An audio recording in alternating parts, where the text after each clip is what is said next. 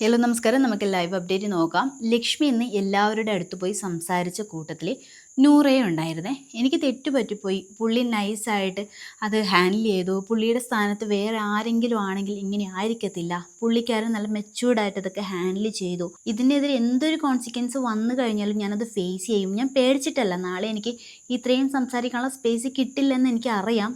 അതുകൊണ്ടാണ് ഞാനിപ്പോൾ ഇതൊക്കെ പറയുന്നത് എന്ന് പറഞ്ഞിട്ട് നൂറയുടെ അടുത്തൊക്കെ പോയി സംസാരിക്കുന്നുണ്ട്. ആ സമയമുണ്ടല്ലോ, നമ്മുടെ നൂറയ്ക്ക് എത്ര മാന്യമായിട്ടാണ് ലക്ഷ്മിൻ്റെ അടുത്ത് പെരുമാറുന്നതെന്നാണ് ഞാൻ ആലോചിക്കുന്നത്.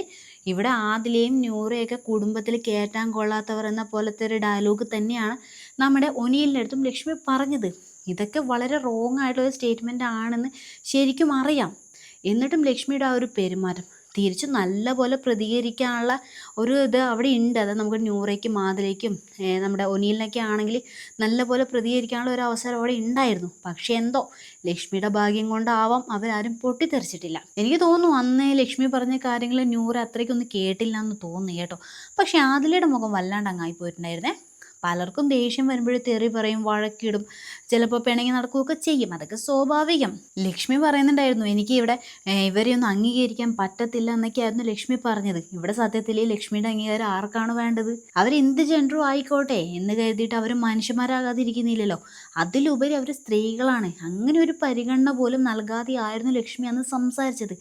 എന്നിട്ടിപ്പോൾ ഒരു ഉളുപ്പുമില്ലാത്ത പോലെയാണ് ന്യൂറയുടെ അടുത്തൊക്കെ പോയിട്ട് ഇങ്ങനെ ഒരു എന്താ പറയുക, ഒരു പാവത്താനെയൊക്കെ പോലെ സംസാരിക്കുന്നത് കേട്ടോ. ആ സമയത്ത് ന്യൂറയുടെ ഒരു ക്വാളിറ്റി എന്ന് പറയുന്നത് എത്ര മര്യാദയോടുകൂടിയാണ് അവർ പെരുമാറുന്നതെന്ന് നോക്കണം.